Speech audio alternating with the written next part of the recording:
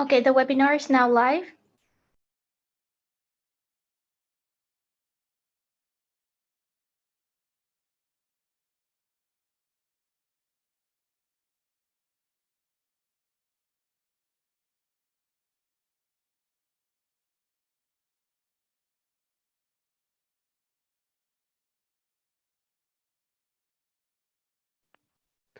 Welcome everyone to the webinar on value proposition for tokenized real estate.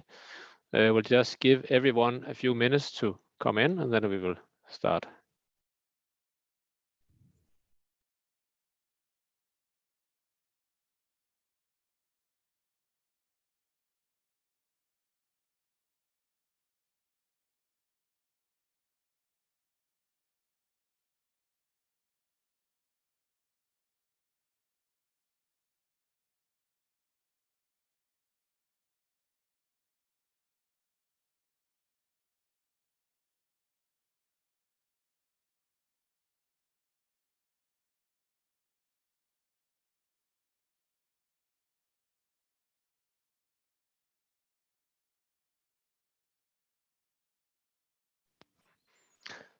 You have joined a webinar on real estate tokenization and the value proposition. We will start in a few minutes. We're just giving people a chance to get into the Zoom room. So just a couple of minutes, we'll start.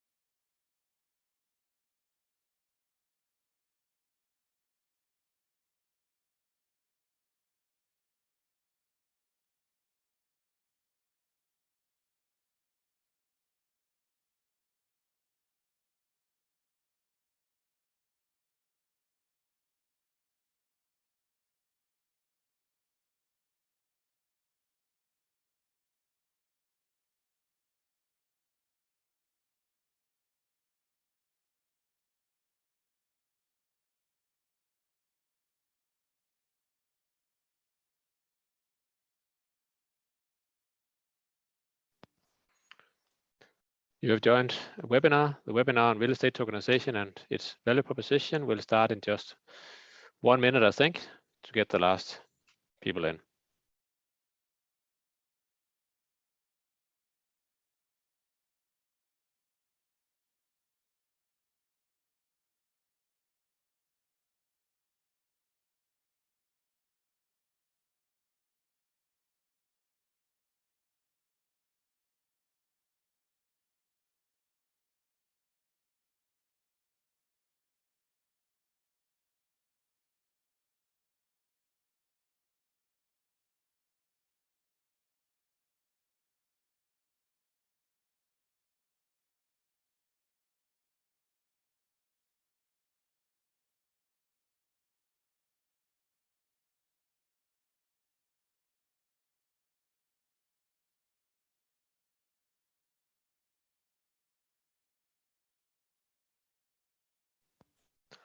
All right, let's get started. Welcome to the webinar.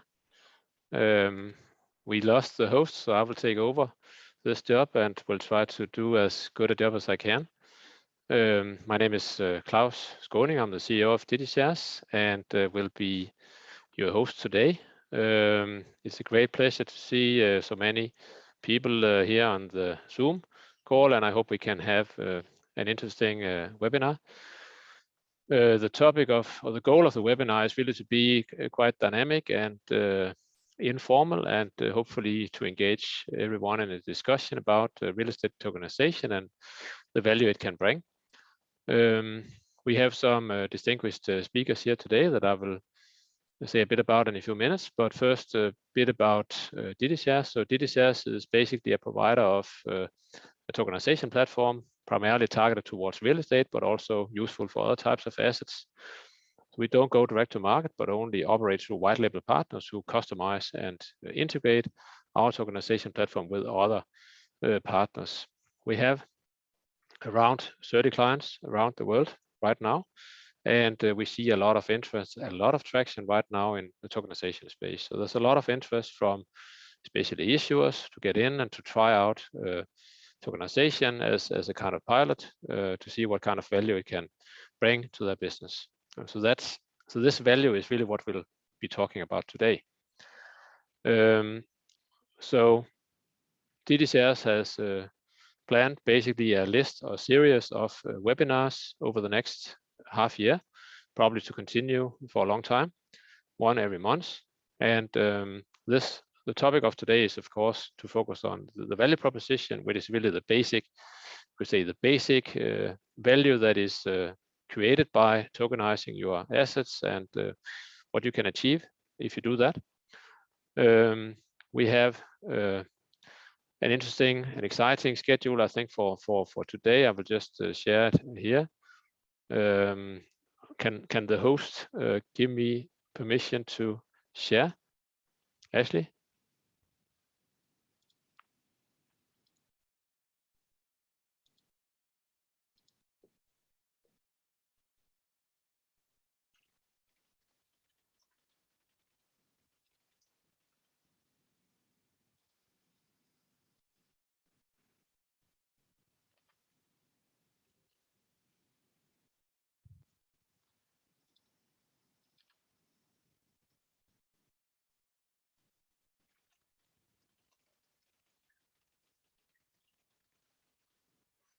Hopefully I can get permission to share in a little while, but in the meantime, let me just go through the program here. So initially, or first, I will say a bit about what we are doing and sort of the status of the industry. And now I'm able to share. So yeah, so first I will give an introduction to what we are doing and what kind of traction we see right now. Then our VP of Business Development, Bjørn Holte, will speak about the value proposition as we see it, give a detailed walkthrough of that. Then we will have 3 external speakers that we are very pleased said yes to speak today. The first is Sohail Hassan, co-founder and managing partner from MarketSpace Capital, talking about their real estate tokenization project. Second speaker will be, actually we'll switch the last 2, so we'll have Claudio Buda at 9:55 or 3:55 p.m. CET, speaking about Genius Estates and their tokenization efforts. And then finally, we'll have Kopano Naketi from South Africa speaking about Sirius Fintech and their tokenization projects. So 3 practical examples from people who are actually doing this out there right now, and their sort of understanding of the value proposition that is created. At the end, we'll take a panel discussion with the speakers from today, and everyone can ask questions. So this is basically the plan for today. We have planned a longer series of webinars. So the next time on September 15, it'll be focused on stablecoins and the importance that they have for any kind of blockchain application, and I would say especially for tokenization, in order to on-ramp and off-ramp investors easily from our platforms. On October 20, we have a focus on Ravencoin, where of course this is a different blockchain, and it has a number of interesting advantages compared to Ethereum, and we will dig deeper into how tokenization can be carried out on Ravencoin, including with some practical examples. November 17, we will be focused on decentralized trading and how this can be opened up for securities and real estate assets. And in December, we'll have a topic focused on DeFi lending, and again how you could say real estate developers and can get access to DeFi lending with real estate backed tokens, and in this way get access to much more competitive lending compared to what they can get in the banks. If anyone has ideas for other topics that we could take up, feel free to contact us. We are quite open about what topics we can take. We are also going to be present on many conferences in the autumn, fall time. So we'll be at the London Blockchain Expo on 6th and 7th September, MIPIM on the south of France on the 7th and 8th September, Blockchain and Real Estate Conference on the 9th of September, Tech Barbecue on 16th of September, Money 2020 in Amsterdam, also later in September, and also Amsterdam Blockchain Expo in November. So we'll be visible at many conferences, and welcome to come and see us and meet us at our stand. Other than that, as a few highlights from our side, as mentioned, we have almost 30 clients now, and we see huge interest from issuers around the world, real estate developers around the world, in tokenizing their assets and getting access to the entire blockchain ecosystem, and potentially longer term also the DeFi ecosystem. More than 80% of the clients we sign up are focused on real estate, and this just confirms what we have always believed, that real estate is really the single largest asset class where tokenization is relevant, and the value proposition itself is just really, really good. So it's almost like a no-brainer. For geographical distribution, I would say that probably 30% of the clients we sign up are in the US, 30% in Europe, and then the rest are sort of spread out over the remaining part of the world. I'll just we have also signed up a new project as a collaboration effort with T0. You'll hear more about it later today. We have signed up a project in Saudi Arabia, also focused on real estate tokenization, probably the first in the country. So there are some quite exciting projects coming forward. We also have an industry report on EU regulation and how it's relevant to tokenization coming out in a short time. And then we are sort of generally always trying to be working together with regulators in order to get a compliant and legal way of working with tokenization, so we can sort of legally associate the real estate assets with tokens on the blockchain, trade them and transfer them in a legal and compliant and secure manner. And right now we are in at least 4 different projects with regulators in different countries in order to sort of get this clarified and understood in relation to the existing securities regulation. So today the topic will be on the value proposition of real estate tokenization. So why should you do it, and what kind of advantages do you get? From my perspective, after speaking to more than 500, I think, clients in the industry, it's the main advantages are, I would say, to get much more control and flexibility over how you manage your assets, how you raise funds, being able to structure this in much more detail and make different share classes available for sale at different prices and so on, and basically control all the parameters for that, and also make it much more easily understandable and easily sort of configurable of how to approach investors in different countries and investors of different types, accredited investors, retail investors, institutional investors, and so on, is probably one of the main advantages. But then, of course, it's also the ability to digitize and automate processes, reduce administrative costs, and of course, to get much more liquidity compared to what exists today.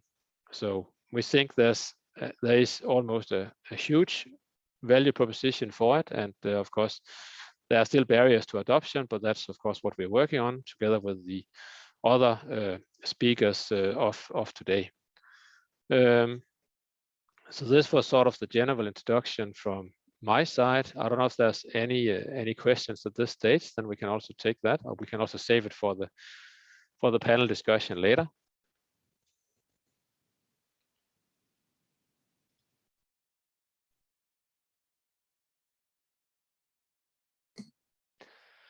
I'll just take the two questions that are here, then I'll pass on the word to Bjørn. So the first question is whether there's a real estate tokenization model where the physical exchange of land is made for apartment ready. I'm not familiar with this actually, so maybe the person who asked should elaborate a bit on the question, and we can take it later on. The second question is from Ricky: could we use your platform to tokenize a single house, or does it really only make sense for larger commercial ventures? What are the costs associated? It's better to contact us directly for that, but generally I would say the limit of the size of the project that needs to be achieved to make it realistic is relatively high still, because not so much because of the platform cost, but also because of the legal cost and I would say the associated efforts. But it's coming down. It's becoming routine, and we have a network of legal partners who can help facilitate it around the world, and they're getting cheaper every month because there's more competition. But let me pass over the word to Bjørn Holte, our VP of Business Development, who will dig more deeply into the value proposition. All righty. Let's see if, does it capture me on the screen?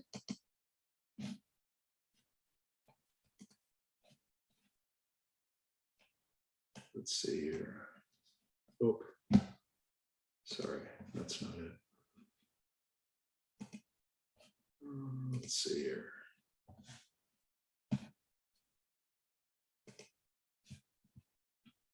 All right, okay, I think everyone can see me now.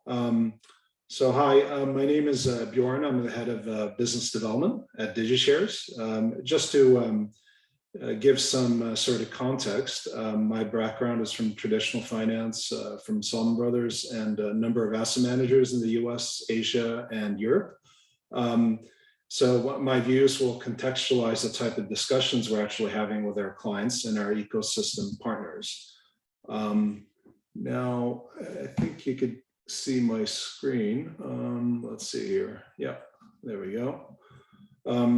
So just some warnings just in the beginning of the presentation. So this is going to be an opinionated overview on the current value proposition for tokenization for real estate. And there's going to be a fair amount of extrapolation. Focus is going to be placed on the fundraising and the financialization aspect. I'm also going to use quite a lot of financial jargon, so my apologies ahead of time. But you know, if there's one main takeaway, we are here to streamline your back-end processes. That said, I'm going to touch upon a few important themes emerging as a wealth tech provider in general. So given the current landscape and the bridges that we offer, what is the value proposition for real estate? We're currently in the tangible cost savings phase, which you can see on the bottom left-hand side, from streamlining the back-end processes. Looking at the overall picture where cost savings are intangible, because we're helping bridge a gateway to effectively conduct private placement of private markets, integrating with fintech payment rails and liquidity providers, that is something to consider. So far, the real estate is the killer app. In the public market space, it actually is a lot harder to reduce the cost of documentation and filing when dealing with regulated securities. But for security tokens, for example, by using long-form prospectus exemptions recently adopted for private placements, you could actually reduce costs just by doing that. In the US, there's the Jobs Act. In Europe, there's like ESMA prospectus exemptions under 8 million euros, for example. Increase in private placement filings has acted as a tailwind to try tokenizing.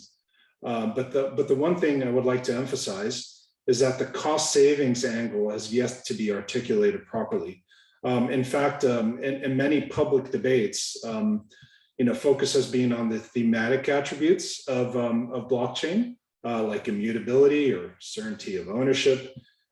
even how you might replace good old-fashioned due diligence. But that is clearly not the case. What tokenization supports already is a streamlining of back-end processes, allowing issuers to lower the cost of managing their real estate through the investment lifecycle by using tech stacks like DigiShares. So that's once the assets are legally reflected on the platform. So the key phrase here is over the lifetime of the asset. So assets with long life and frequent administrative activities are really well placed for these type of cost savings. Meanwhile, I would say tokenization is ideal for owners of single assets or a small portfolio of assets. You know, one of the things that I'm going to go on to illustrate over the next few slides are the cost and liquidity, a characteristic of private markets, of which real estate and tokenization is the subset thereof. Bjørn, could you full size your PowerPoint slides? Full size. Let's see here. How do I do that? Let's see here. I think it's the lower right corner.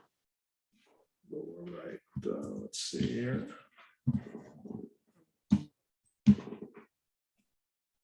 Lower right hand corner. Let's see here. F5. What's that? Someone is saying F5, function 5. F5. Let's see. Let's see. 1 second. So let's see. Let me stop sharing. Let me try again then. Share the screen. Yeah. You don't see the full one? No. No, we see the one with your notes. Yeah. I think you are if you full size it first, then you have to share the one that is full size and not the one with the notes. Let's see here. Let's see here. PowerPoint.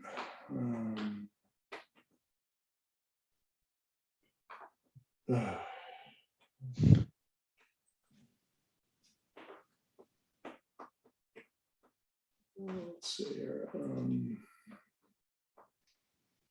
Doesn't give this. Yeah, you have to make it full screen first, then you share that screen. Share. Okay.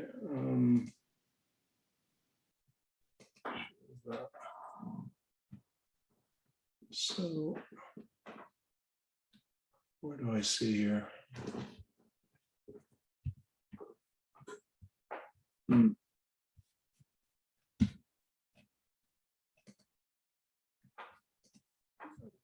Sorry, I don't get that functionality, to be honest. Yeah. You should go under the view menu and then select full screen. There should be a view menu. View, share full screen. Screen sharing. Hold on, I gotta stop sharing my screen again. Share view advanced.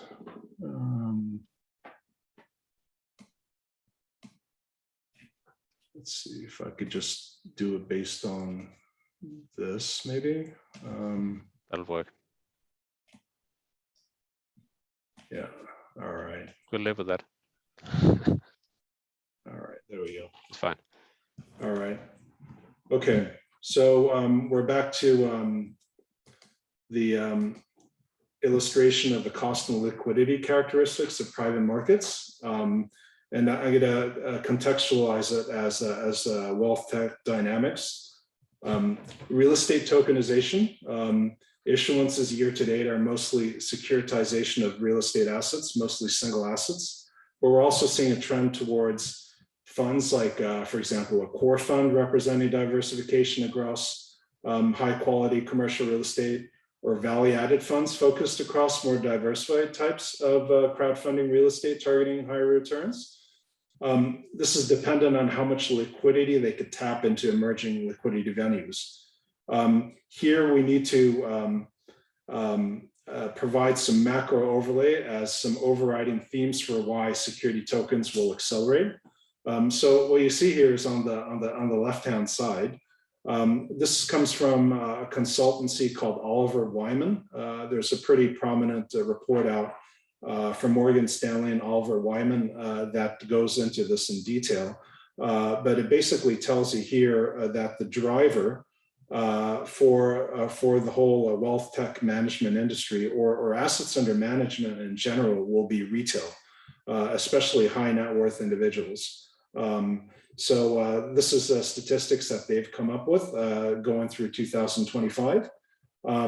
Now, on the right-hand side, you could see the enablers that are driving adoption, private markets, tokenization, abilities to customize and incorporate governance functions. And that's going to drive the growth in wealth tech, as well as security token adoption into retail, especially low to middle tier high net worth segment. So that is important to recognize this trend first and foremost. Real estate in fractionalized form is by far the most underrepresented of private markets. It is also what's happened to drive most of the security token issuance. Now, just to kind of define private markets, it's real estate, it's private equity, private debt, infrastructure, and venture capital.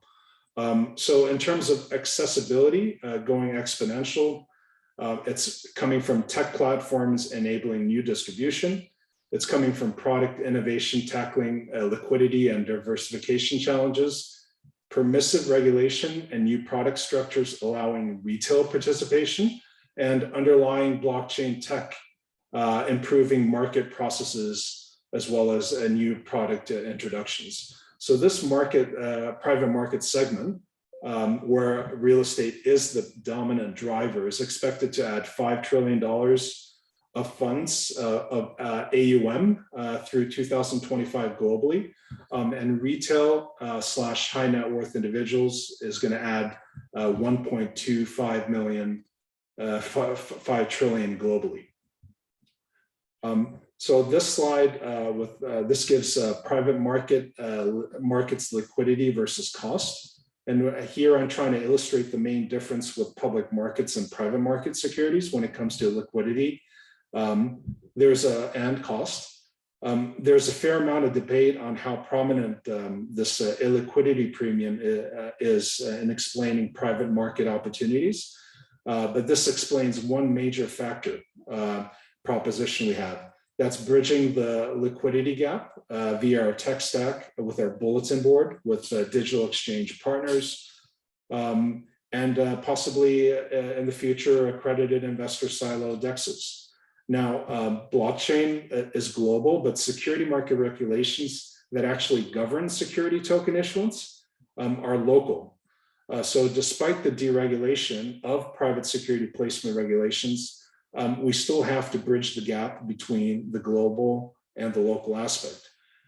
Being protocol agnostic also means interoperability is more feasible with more liquidity venues around the world, making it easier and cheaper for real estate players to list their assets around the world.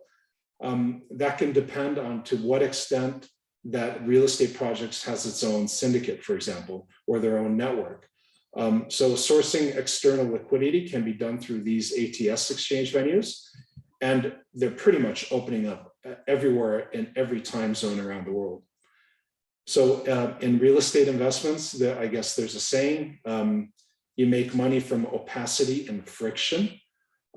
Yes, this will take away some of that, just like the saying software is eating the world.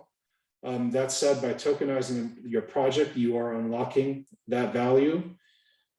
Every time there's liquidity, you're basically unlocking that value. This exhibit visualizes our value proposition from our cost perspective into the three basic elements in terms of payment rails, token issuance, and cap table management. As far as now, there are primarily back-end processes that try to minimize admin costs associated with reaping the benefit of intangibles, such as removing friction, fractionalization, transparency, and promoting the issuer's brand. Functionalities are constantly being upgraded with regards to these three elements. And smart processing will provide more and more value add. More available data will allow issuers to do more quantitative assessments in implementing new functionality for their cap table management add-ons, such as voting, governance, and adding new features to improve stakeholder returns and alignment of interests. So I will illustrate these three basic elements just over the next 3 slides very quickly. So in terms of digital payment rails, so blockchain reduces the intermediaries in modern payment rails from 4 to 1 to the chain itself. A key bridging solution we provide is an omnibus wallet. That's to make sure you do not eat into too much on-chain network fees. The cost savings from reducing intermediaries such as banks at the very minimum required level should be able to generate substantial cost savings. Currently at, for example, some of the leading blockchain-enabled crowdfunding platforms, the minimum unit size is $1,000, and the average per security token issuance purchased by an accredited person is $30,000 to $50,000. So that basically tells you that transaction fees need to be kept as low as possible on the platform. And we could enable that by reducing bank fees through our API integrations with world-leading fintech providers. We could reduce slippage when it comes to money transfers, payment of dividends, distributions, slippage when it comes to clearing payment transactions, the subscription process, and certainty of allocations needed to be kept at bare minimum. And once again, focus on the omnibus account from a practicality standpoint of view, saving on gas fees. You do not have to necessarily have on-chain transactions in this format. You can incur gas fees when you need to move the tokens in and out of that ecosystem or the omnibus account. So by providing this picture in terms of digital payment, fintech payment rails, there's some value added. In terms of issuing the security tokens, one of the emerging use cases for token issuance comes from the customization and flexibility we provide by being protocol agnostic to be able to access liquidity across the world. So to meet local regulatory requirements, maintaining flexibility in terms of accommodating not just public blockchains, but private blockchains, that is one very good reason. There is still some debate about requiring permission structure, giving better control of processes like KYC, ML, accreditation within the financial services domain, especially institutional investors when comparing to high net worth and individuals. Although it seems that premise seems to be fading quite quickly based on our ongoing discussion with exchanges. Much more importantly, having the flexibility to access these venues across different time zones with access to different investment pools, some which may require bank-grade infrastructure, is a big advantage. And I need to emphasize that only the largest company issuers in the world in the public markets can do this, but you could do this in the private security sphere using tokenization. So this is something that fund management companies and private equity industry participants are noticing and showing very strong interest in. On the flip side of this liquidity aspect, there's another use case for being protocol agnostic. Rather than the liquidity, you could do structured finance within real estate by providing a deal structuring, by optimizing the capital stack, let's say within a single real estate project. You could syndicate to high net worth family office, special situation pockets with alternative investment managers that want equity-like returns with lower risk profiles. So sponsors, they could fill the gap between senior debt and common equity by raising mezzanine or preferred equity financing. Using DigiShare's platform, this can be done seamlessly using fiat via stablecoins, a topic for the next seminar. This is probably, I would say, our most promising area when it comes to cost reduction and proposal, our proposition, our cap table management. As you can see on the left-hand side, with our smart IR functionalities operational already on the platform, this is really where a lot of our efforts are being placed. Given the customization benefits that can be offered when addressing what we see as a huge intangible benefit of tokenization, mentioned in the first slide at the beginning of the presentation. Both accredited investors and high net worth individuals are used to investor-friendly, efficient, and streamlined onboarding and reporting processes, which also pay heed to importance of cybersecurity. Besides improved capital raising, reporting, digital initial subscription documentation mentioned in the previous slides, embedded analytics and security measures can be automated by smart contracts using platforms.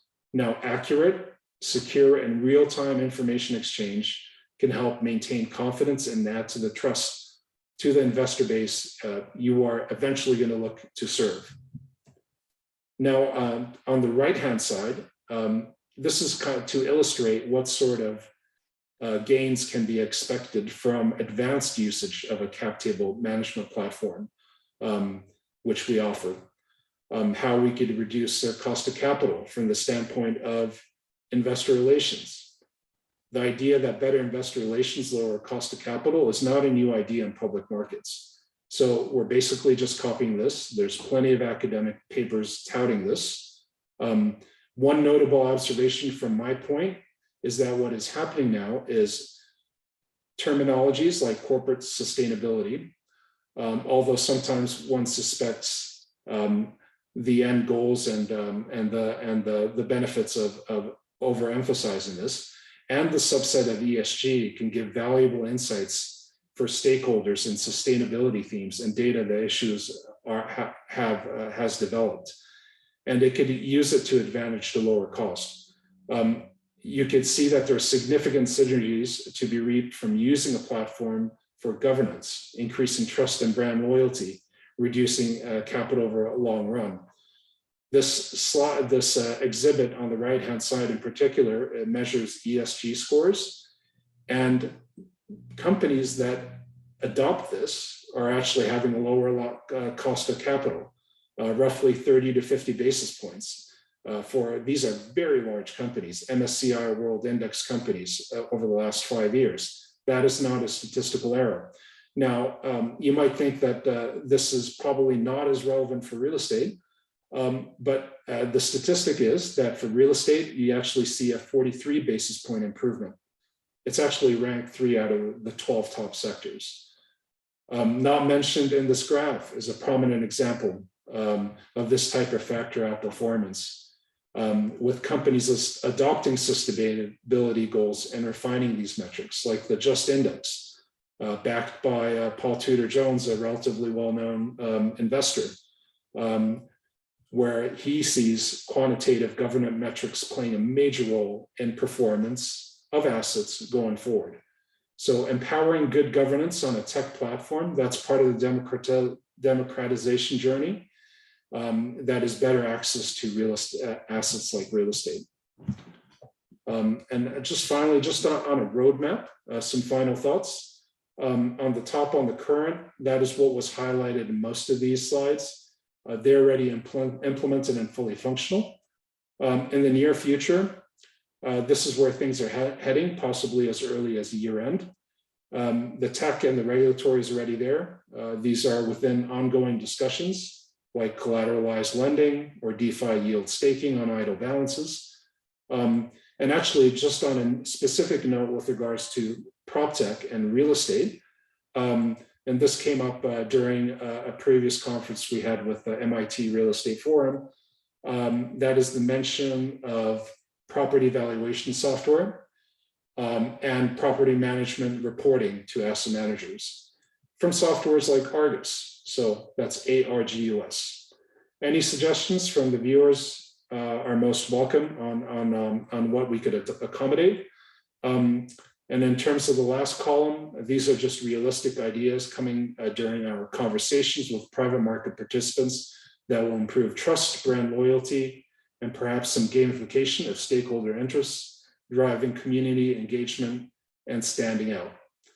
extrapolating from private market trends overall, we think this is going to be a thing also for real estate. So that's the end of this presentation.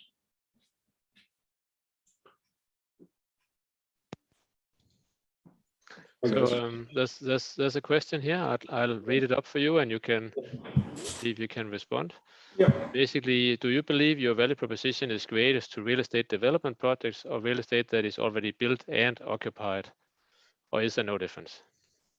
I would think there's, I would say the main difference is in terms of how easy it is to do fundraising, right? Because yielding products, existing products with established track record or established yield are more of a financial product than is something which is more project-based. So in something that is more project-based, maybe rather than tokenizing the equity, tokenizing the loan could be a better idea, for example.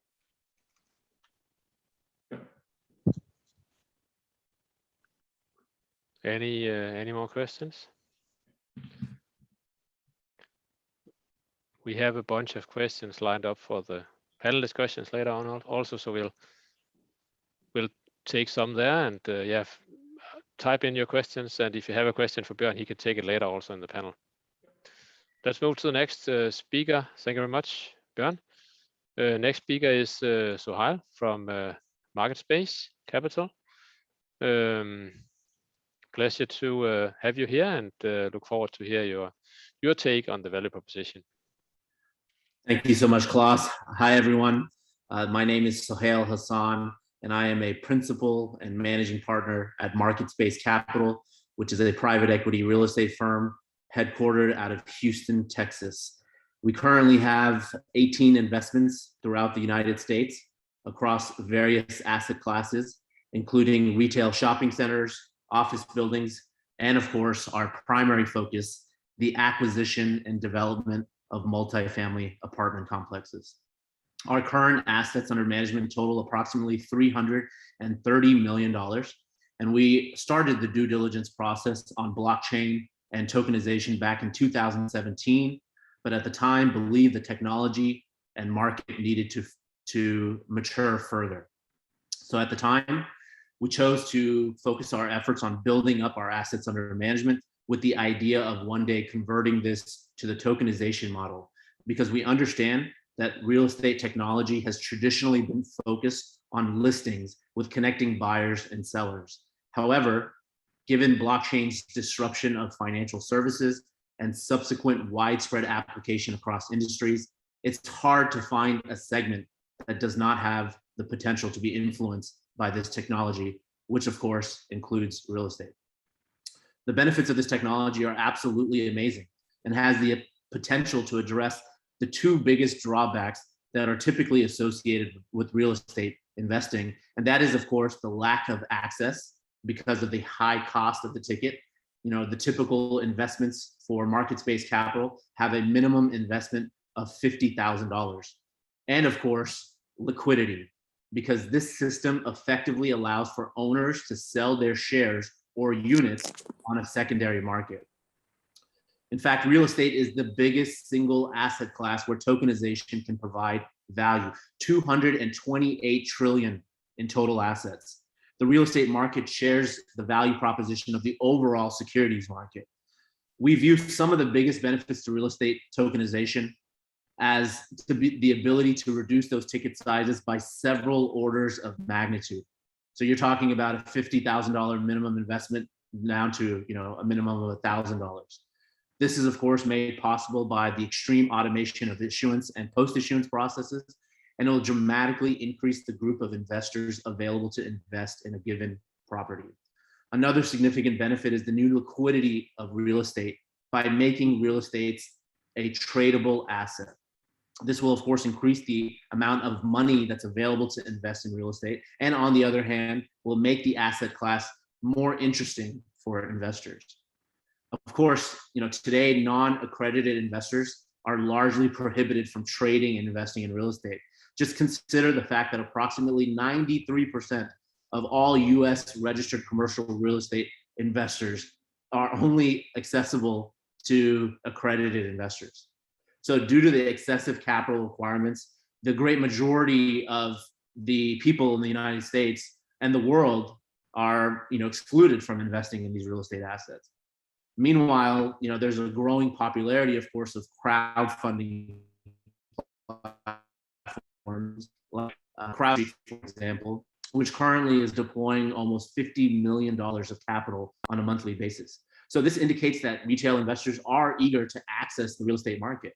And as of 2018, the global real estate crowdfunding market was valued at over $13 billion and expected to grow at a compound annual growth of 58.3%. So, this intensive infrastructure calls for innovative technology.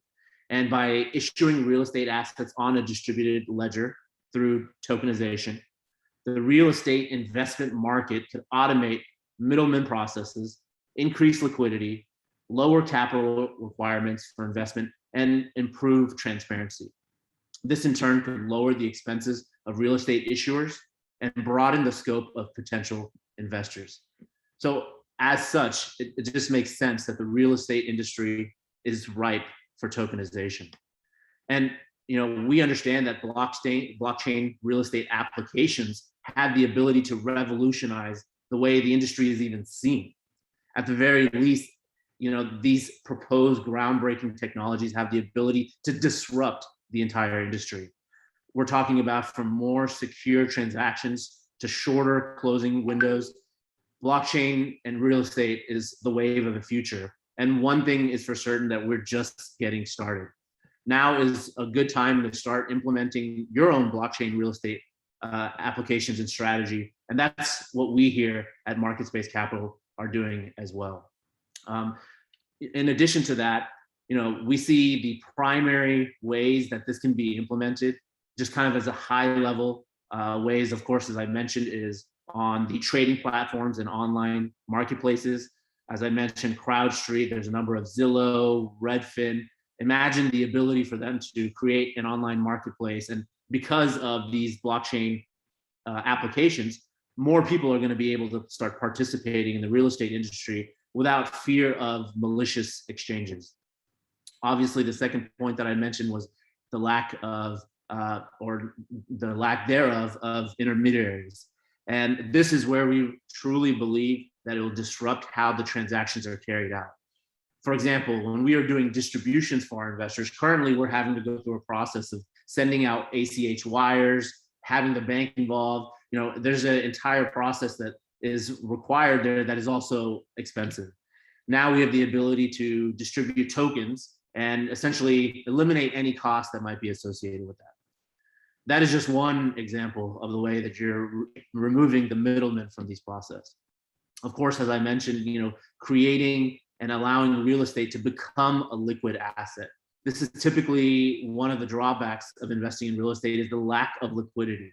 Now you have secondary approved markets like T0, for example, the only SEC FINRA approved secondary exchange in the United States. And these secondary exchanges are going to allow you to not only trade stocks and things like the other decentralized exchanges do, but they also allow you to trade to real estate assets. You'll be able to buy and sell cryptocurrencies as well. So all of this kind of plays into what allowing liquidity in what is typically seen as an illiquid asset.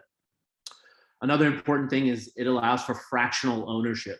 So again, now you're able to get investors access to quicker capital, but it also gives prospective owners a lower barrier to entry.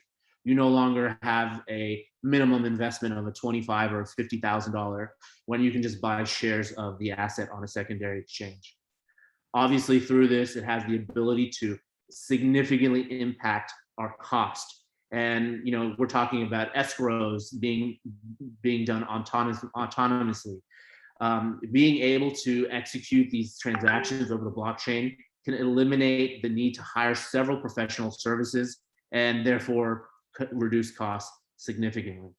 Finally, we have the ability to digitalize our documents, and our entire platform would be supported by the blockchain. which obviously includes smart contracts. So everything, any changes to the investment, all of that is very transparently laid out in the form of and recorded on this blockchain. And so this allows complete transparency to all parties, which obviously also reduces the likelihood of payment disputes. So we've gone through this journey of understanding what the pros and cons are of investing in blockchain technology and integrating it into our platform. Now we really broke it down into kind of a different way of thinking about it, right? So on the pro side, we thought about what are those tangible and intangible pros from being able to implement this type of technology. So first and foremost, we believe that it obviously gives you access to additional capital. This allows you to open up the global market of investors. In fact, as of 2019, over 1 billion has already been raised through this tokenization efforts. Obviously, there's a growing digital market for this. As I mentioned, over $1 billion, projected to hit nearly $5 billion by 2025. All right, so this is a growing market, and this is what we see as kind of the tangible benefits and pros to doing this. Then there are a number of intangible benefits, okay? So obviously, given the option of liquidity that exists on the secondary market, investors feel more confident and will devote more investments, we say, across a wider spectrum. Additionally, we feel that it sets market-based capital apart from our competitors who, traditionally aren't able to offer liquidity to their investors. All the information that's related to the tokenized asset is completely transparent on the blockchain. So even edits, updates are all noted, and it's made available to our investors. So it's true transparency in real estate investment. Of course, we mentioned reducing back office, processes, which can cut costs. Right now, we're spending a lot of time, money, and resources in cross-referencing processes to comply with what are known as blue sky filings, which can be cumbersome. But the blockchain allows for a centralized source that contains all investment information. And therefore, we estimate in-house, when done properly, it takes about 5 hours of work in order to update the investor portal on our end to make sure that it matches the cap table for one single asset. Imagine you can eliminate all of that by doing this from the beginning and having it recorded on the blockchain. Additionally, when we've had this issue before, is that when you're manually doing all of this on the cap table, there's potential for mistakes through human error across, and that affects multiple projects. So you're eliminating the idea of human error that could potentially be, catastrophic in these types of real estate investments. The other side of it is we see that it has reduced due diligence needs, because on a distributed ledger, all of the information is kept public. So information is much easier to gather, which saves significant expenses when it comes to third-party due diligence vendors. There also maybe, in terms of the T0 platform, when you go through this platform, it's as if you're going on a publicly traded platform. The amount of due diligence that's being done from the T0 team to get you approved to trade on their secondary platform is very similar to a publicly traded company. They're auditing your financials, they're doing background checks, all of that is included as a part of this. So it makes the investors feel safer. But in the future, this is going to get more complicated and it's going to be harder to get onto these platforms.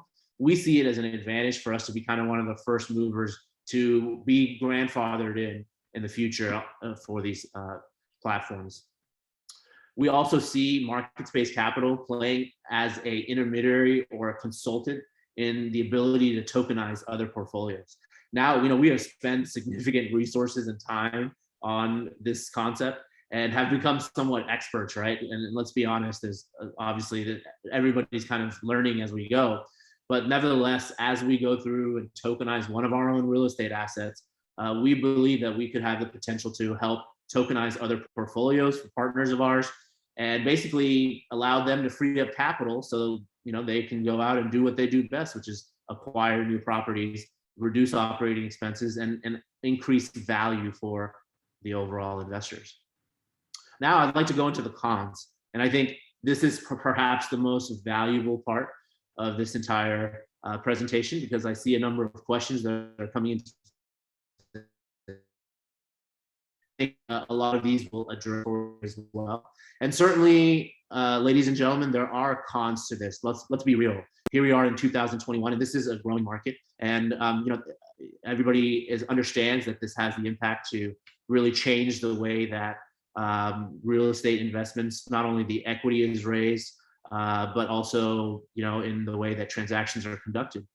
But nevertheless, there's limitations to this, and it's important that we understand those. And we spent a lot of time into seeing what those limitations are, and ultimately we made the decision, of course, as our board made the decision that the pros significantly outweigh the cons, and therefore we have decided to move forward with the tokenization of one of our real estate assets.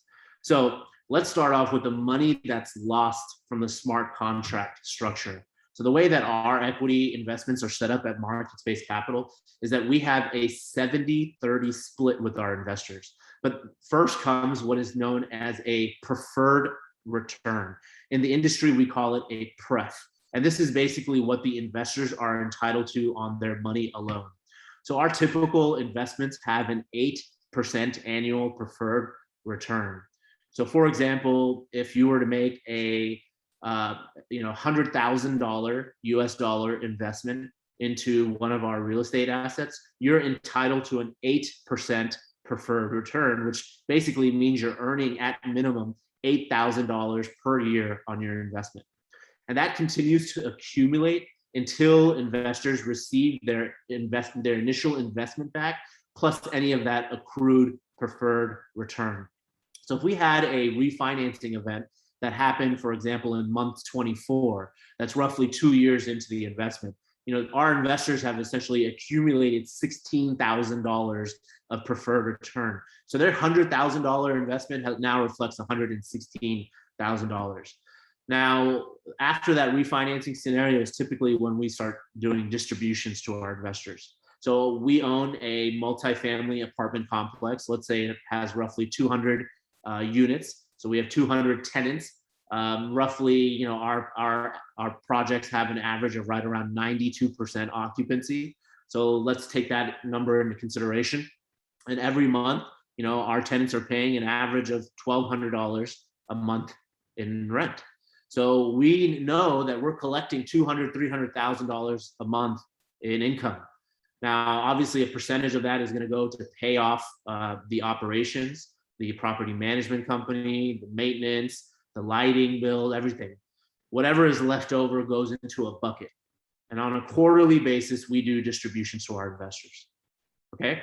Now, as I mentioned before, all of our investors, the way that our investments are structured is that those investors are entitled to 100% of those cash flows until they have gotten back your initial investment plus that accrued preferred return. So you're entitled to 100% of everything that's being collected in that bucket and distributed on a quarterly basis until you have gotten back your $116,000. Once you have gotten that back, it then goes to a 70-30 split. The investors continue to receive 70% of that income, whereas we, the sponsors, would now receive 30%. And that's how we make money. Now notice, we don't make a dime from the ownership of this asset until all the investors have received their initial investment plus any of that accrued preferred return. And then that 70-30 split continues for as long as we own this asset together. Many of our assets typically have a 5-year hold period, which allows us basically 2 years to implement our business model, to refinance the asset, and then we cash flow the asset for a minimum of 2 to 3 years from there. Upon a sale or an exit, you as the investors are entitled to 70% of those profits, where we of course would be entitled to our 30%. So now let's take that structure and apply it to the blockchain. basically this entire process can be automated and can be done through the distribution of tokens.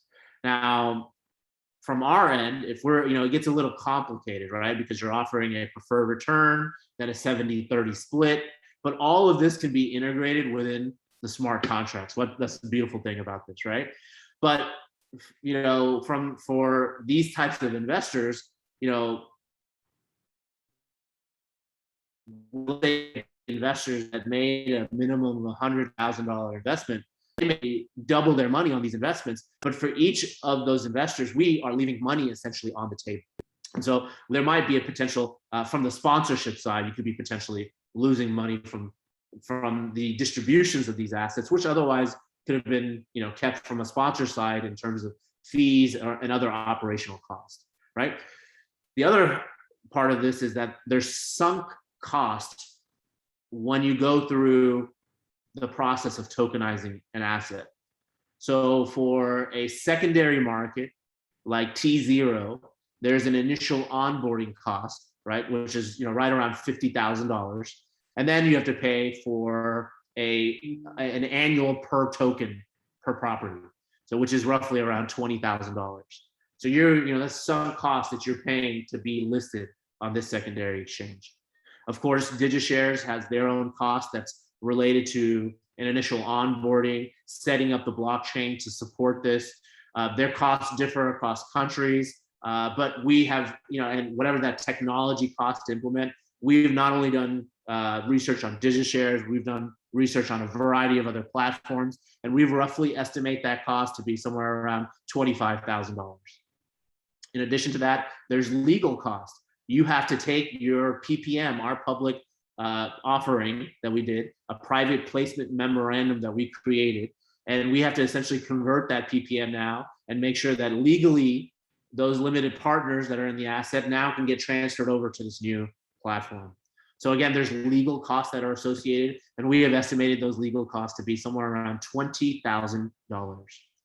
Finally, you have to look at it from a tax structuring strategy, particularly since this is such a new market and such a new sector. It is very important to us to align ourselves with the biggest and the best, most credible partner we possibly can. And we went and got Deloitte.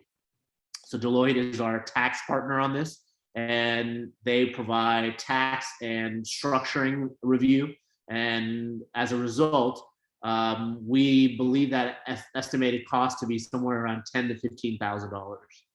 So it's important to note, though, that the sponsor, market-based capital, is not necessarily incurring those costs when it comes to the taxing side. That is incurred by the partnership. So it's not necessarily a sunk cost from the sponsorship level. So there you have it. You have the secondary market, which is roughly around $70,000 to $75,000. You have the technology to support that, which is around another $25,000.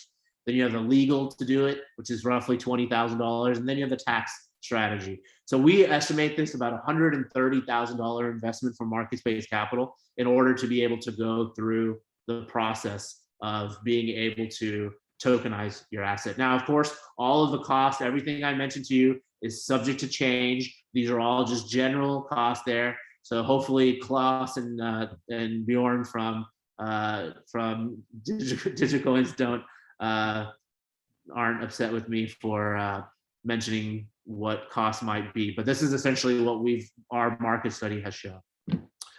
Finally, there's two other parts of this that are kind of the cons that you should be considering when you go through this process. First and foremost is the unclear regulatory structure. So this is currently recognized as a security.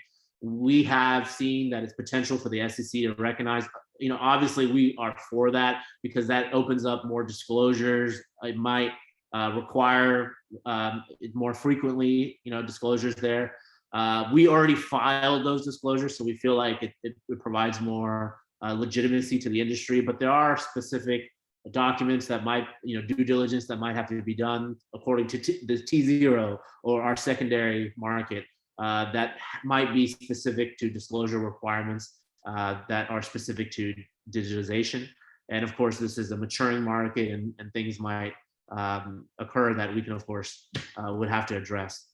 And then, of course, there's the unclear international tax structure. This is something that we've done evidence on, and again, it's unclear because there's no real process in place. And of course, this is from our understanding.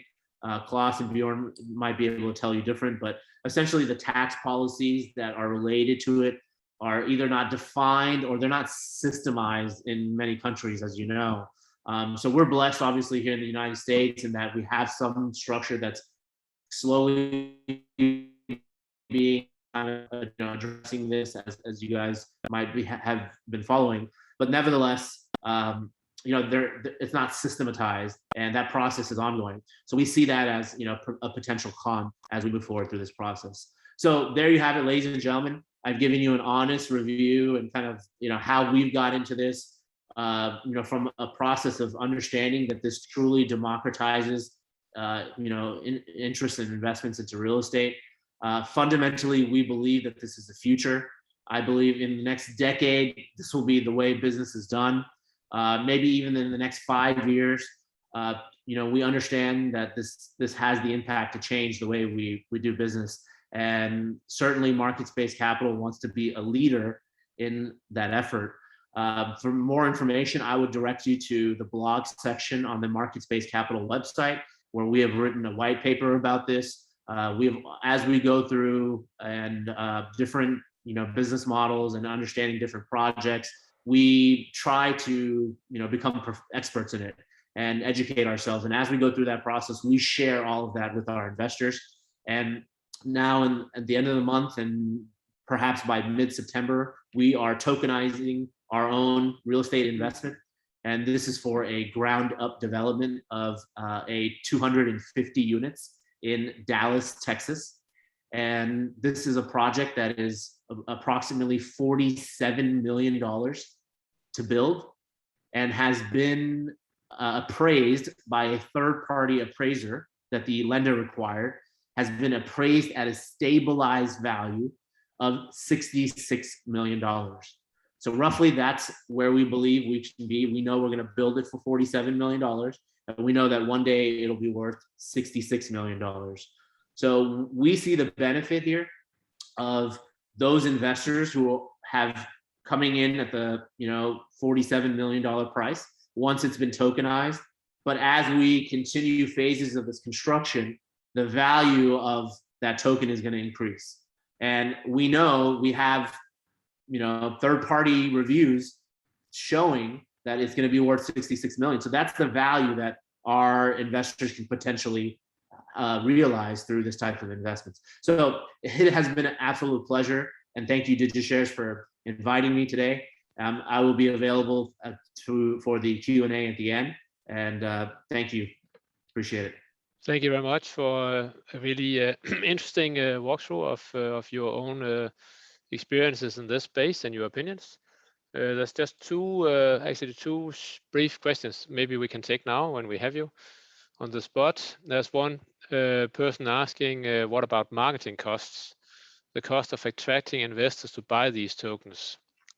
Is that something you can say a bit about? Good point. Yeah, good point. So all of our investments are structured as a 506c.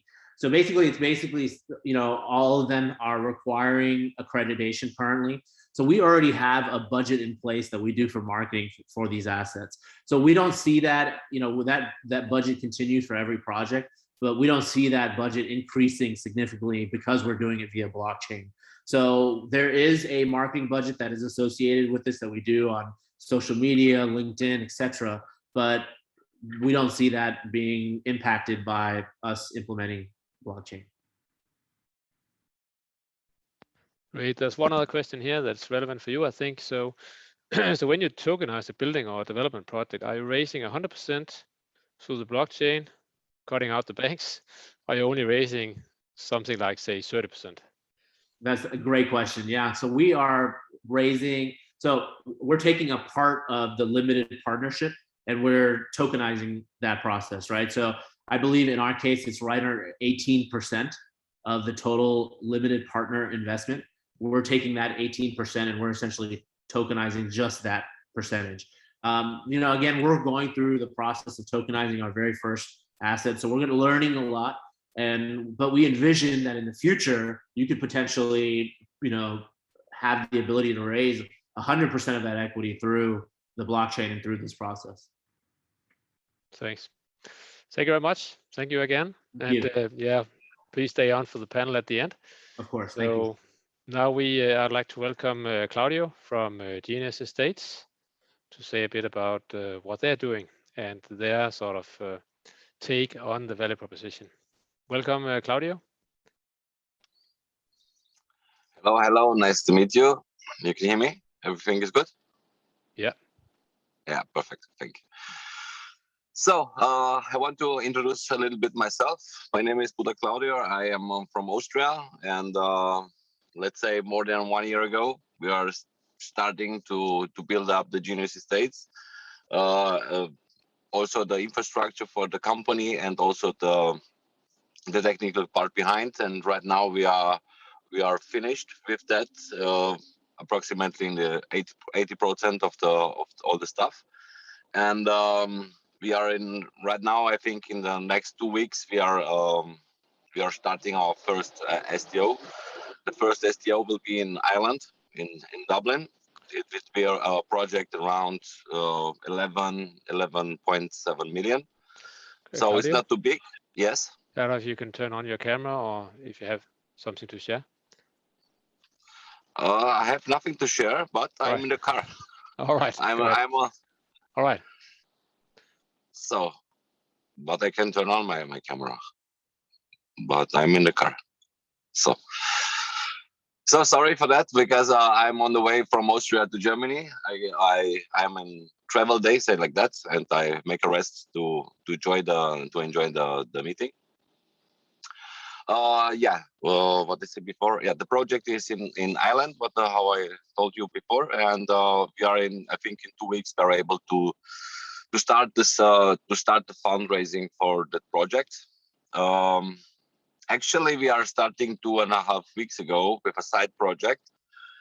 And it was absolutely amazing, because we have in the first 48 hours we have more than 2,000 registrations, say like that, people who are interested to be part of it. And it was a little bit too much for us, because we are not prepared for that volume of people. And but that was the response from the market.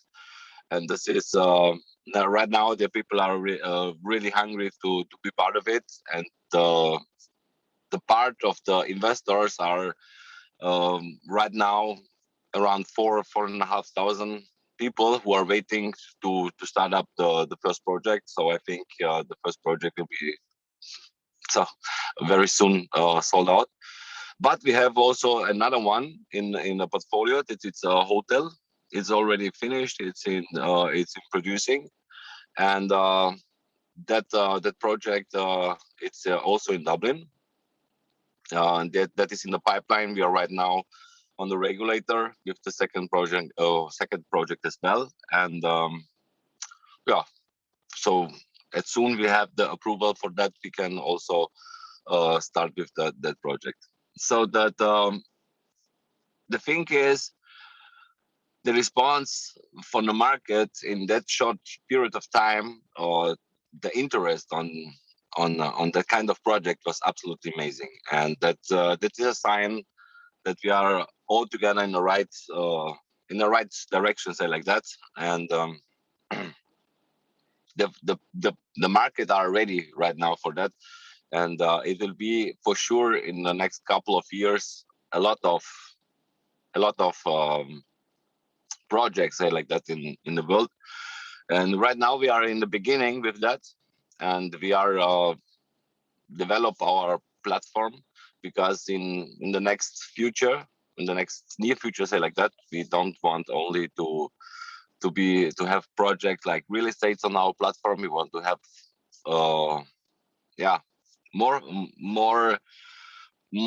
more assets on the platform. It doesn't matter if it's art, it's companies, or it's sports domains or something like that. And not only STOs, also we will work together with NFTs. So actually we will the platform will be able to create that for somebody to want to sell his asset on our platform, when we create all the procedure behind, all the documentation, all the technical part, all the legal part.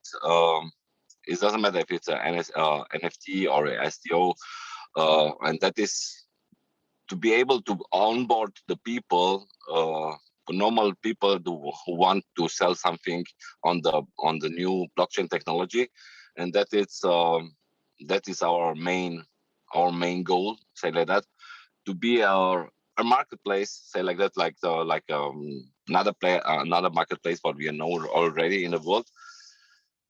But that marketplaces are selling products and products we're using every day, and we will want to create the marketplace for digital assets. And in the end of the year, we have plans to start the Genius States Emirates. That is the next important part, because we have a lot of opportunities there. Because I was 2 weeks ago there, and I have an amazing project what I saw there, and we want to be part of this market. And in the beginning of next year, I think we will go also to the United States. But now it's important for us to do 2 or 3 big projects or bigger projects in Europe, to stabilize all the platform or all the technical stuff behind, and in the end of the year to be able to go to other continents as well, like Emirates or United States or something else. So the another thing is, what is a really interest point, the people that recommend that a lot in different areas. It doesn't matter if it's an online recommendation or friends or business partners. The people hire other people to be part of the project because they are really, really excited about it. And that is the reason why we had the 2,000 people in the first 48 hours. And that was the response to the market. We are not, it was a little bit too high. I think a lot of, in my opinion, was around 200-300, but not that much. But this is fine. So that is the demonstration that we are in the right way. So sorry. That is the demonstration that we are in the right way, and we are really looking forward to be also on some specific markets, because some markets are really, really interesting from the real estate part, and it's stable and continue. So also that was not a question for me. Some interesting markets are, for example, for us, because we are in the next week, we finished also the Genius State Switzerland. It is also very important market, also for the technology and for the liquidity stuff. So say like that, to be able to make all the transaction very, very fast and clean. And also we work together with a big company for all the taxes, also for us and also for our clients, to have the right direction, how to handle the new way of investing, say like that. Because actually this is very important for the people, because we are starting right now something very, very big. Not only we all be all together here what are in the call, and I want to congratulate everyone to starting in that direction with his company, because that will be, in my opinion, for sure the future. So also the tokenized of real estate, or tokenized of everything, say like that, and also the blockchain technology. And I'm looking forward to see in the next couple of months and years what will happen on the market. And so I say like that, we will see. I'm really curious to see which one of the companies will be go global, and we'll create a global player of that, because that is right now we are in the beginning. And I don't want to explain you the all the whole statistics and all of that, because a lot of people doing that in front of me and other ones will do it after me. I want to say only that kind of business, it's for sure that in the next couple of 3 or 5 years they will be blowing up like hell all over the world. So, and in business, it's one, of course, you need a lot of things to be successful, but one of the very important thing is to be on time. So to have the right timing when you start it, how to set up it, how to go to the market, and how to create the brand around it. And that is for sure one thing. We are not too late. We are right now in the best moment to do that. I think 5 years ago, if I started with that, or somebody else, I think it was a little bit too early. It was really hard stuff. But right now, it's they have more acceptance to the market, for the people, also for the regulations, and all of this. And right now, it's the best moment, say like that. But the time window for that kind of businesses is very limited. I think in the next couple of 3, maximum 5 years, the window will close, which will be a little bit smaller, because other companies are starting to go to that direction, and it will be for sure very interesting in the next couple of years. So if you want to see of course more of that, I'm stay here in the call for the Q&A, but also you can document you on the official website, and you see all the plans what we are doing right now. And if you want to join us, so you're welcome. If you have any question, so I'm here. Thank you very much. There was a question actually where to find you, and I gave the person your web address, so it's in the question and answers now for everyone to see. I've got a couple of questions for you before we move forward. One is so you tokenize properties and projects in different countries, right? But the mother company is in Ireland. So where do you actually set up the SPVs for the different projects? Can you say a bit about that? Yeah, the SPVs are in the country where the property are. That is very important.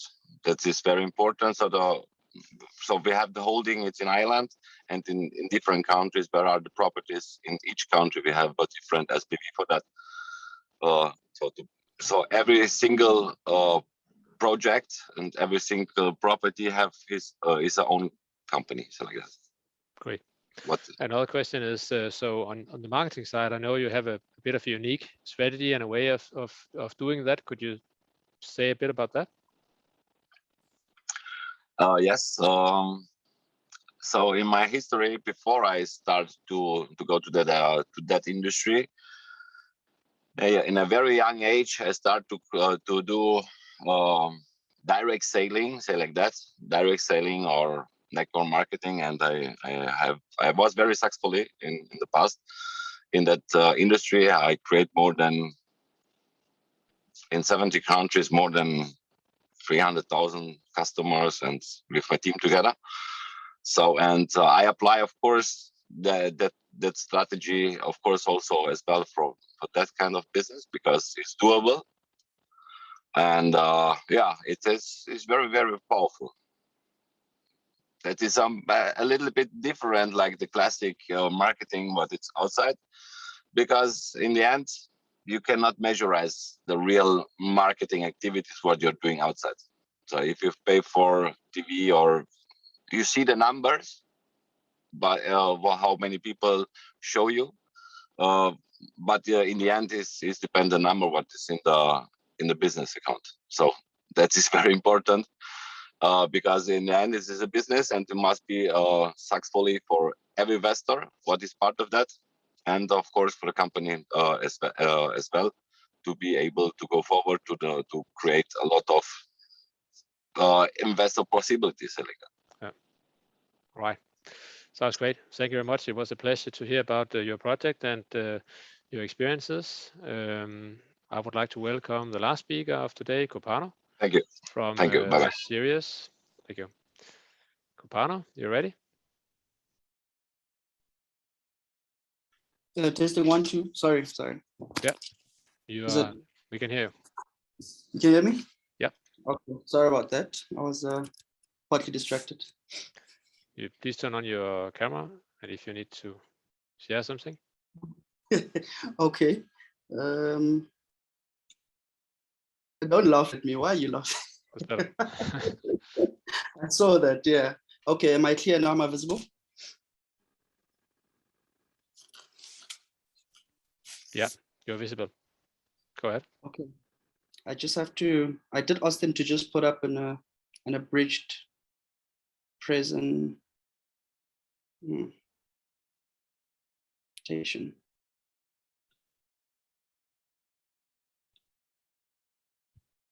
Oh, there we go.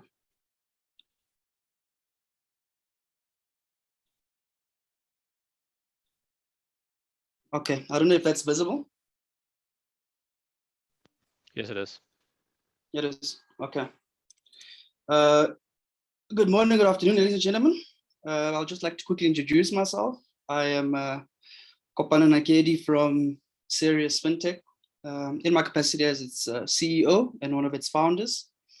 Now, before we get started, there are just two things I want to point out. The first is that the slides are merely a cue card, I think, because I'd like this particular presentation to be underlined with a bit more dialogue than a speaker and a listener. So please don't be alarmed, just try and focus on what I say. And the second is, before I get started, I'll share a proverb with you from my African colleagues in Benin, who say that you must attend to your business with the vendor in the market and not the noise of the market. And I would like to all to keep this in mind as I progress through this particular presentation, because it is an essential aspect of how we tackle what is, by definition, a simple topic, yet very complex in its implementation. So in the pursuit thereof, one must distinguish between the popular conception thereof and the realistic vision on the possible deployments regarding tokenization. As well, I'd just like to add that I will be giving it in an African context, because it is our view that tokenization is a very broad topic, and each market has its own unique approaches that will work. I'm sure you can tell by the previous callers that you're dealing in different markets that have different demands, different constraints. And so for us here today, I'll just be focusing on an African perspective, and of course, South Africa as well. And any questions, please do post them. I will attend to the questions at the end of each portion of the presentation to the best of my ability. So without being ceremonious, let me get to it. So yeah, we are a think tank based in South Africa with the aim of being a leading researcher, developer, and operator of blockchain deployments on the continent. We were founded in 2018 by, I'll mention Tato in her absence. She's our COO. Her background is she's a treasury specialist and a qualified CFA with 10 years experience. And myself as well, I've studied finance and had a bit of experience in the Middle East and Africa. And so our background being financial investments, this served as the basis of the synergies in my discussions, or our discussions rather, with DigiShares. Now, before I get to it, for us, it is very critical that I highlight a bit of background. So our background is that we did investments and of course advisory, all the way from inception of a real estate project. So that would involve, for an example, the zoning, all the way to capital raises for various stakeholders in South Africa. And on the continent, we have been exposed and played a critical role in the financial modeling of rural telecommunications rollout of infrastructure in countries such as Sudan, Nigeria, Benin, etc., with the Hanin company by the name of Vanwe as well, I think from America. And they're doing that with MTN, and we are part of that team as well. So our exposure has been pretty good in terms of understanding the dynamics throughout the continent, as well as, of course, our exposure in the Middle East through commodities trading at the DMCC. So currently within the financial industry, we have established a very bespoke and innovative finance firm for SMEs. And it is a tailor-made solution using, financial and non-financial covenants in order to ease the constraints arising out of short-term liquidity. We're currently doing beta testing. That is a system we developed in conjunction with TF, which is a company also based in Tshwane or Pretoria, which is the capital. And today, though, the focus is, of course, on the real estate market and our project Ufinilite Properties, which we are doing with DigiShares. So why Africa in particular? Well, Africa is an opportunity that is, of course, very fertile for what is termed the fourth industrial revolution. We have had some brilliant products that have come out of this continent. I've put a few of them on the screen. Everybody's familiar with the globally renowned mobile payment system from Kenya. And there's some good people doing good things in Nigeria on the remittances side, working with some guys in London. And they are in fact having conversation with the Central Reserve Bank. So that shows a good progress. And of course, in South Africa, we are home to what is termed the best business bank for SMEs, which is an award that was, of course, bestowed upon one of our big four banks by the IFC. Now, that tells us that South Africa and Africa, of course, is an environment that is very, very fertile for innovations, primarily because, of course, it's not fully developed. So it creates gaps that allow the solving of challenges in a unique fashion.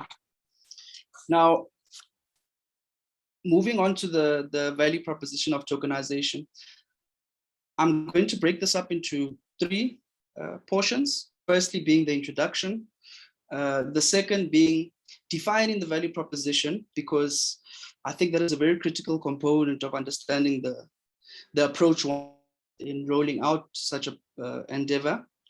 And that will be contextualized within ourselves as a case study, because we are about a month and a bit away from rolling out our first project, and then our thoughts on the future of tokenization. So everybody knows tokenization to be, of course, a digital representation of assets.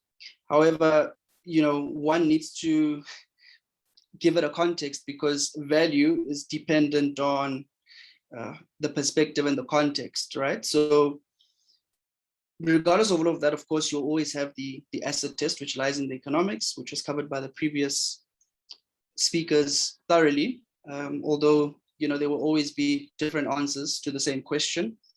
When we ask the question of the value, we refer to the different vantage points of the ecosystem itself. So in pursuit of optimizing the design and configuration, we look at the value proposition to asset owners and to investors as well. So we seek to service the retail and institutional market. And how do you allow these two sectors to cross-pollinate is by streamlining the process of investing while preserving the standards required in your more institutional spaces. Of course, not at the expense of increasing the cost of doing business. So I will touch on that a little bit, as well as our plans going forward. So from an asset owner's perspective, we ourselves do have a few properties in our portfolio. We'll be using one of them as part of the litmus test, if you will. And there's capital raising, liquidity, and unlocking value.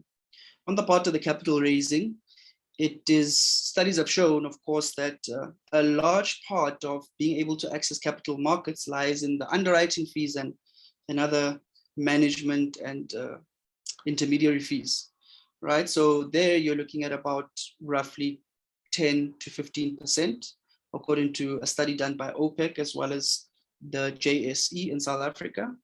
And above and beyond that, you've got a further, let's say 5 to 10%, depending on obviously what kind of asset you're dealing with and what kind of institutional investors you'd like to onboard. So that already results in about 20% of the transaction value going to facilitation fees, essentially. So there's an inefficiency that tokenizations offers a value proposition for. On the part of liquidity, I must stress this is from the asset owner's perspective, and that is if you would like to unlock a bit of money or funds in order to pursue what would have been an opportunity cost in other circumstances. So perhaps you want to also restructure your balance sheet in order to create a foundation for it to be a growth enabler, and many other different reasons. But from the asset owner's perspective, of course, it means that you can liquefy, efficiently and with a lower cost to doing it. And that obviously broadens the amount of opportunities from a capital raising point of view, because you've got retail investors, and within retail, you've got many different ones in South Africa. I'll get onto that a bit later. But yeah, in the main, that is an opportunity it affords. And because you've got a reduction of the transaction values, as well as an opportunity to access a larger investor base, that results in unlocking a bit of value. Because when you save costs there, of course, it doesn't erode out of the returns that would have otherwise been achieved, because sometimes that is the line between feasibility and non-feasible. So that is very, very important for us as a focus point. And then from an investor's point of view, the way we want to deliver this product to market is to focus on the freedom of asset allocation, which is a democratization, of course, of investing, essentially, a broader opportunity pipeline.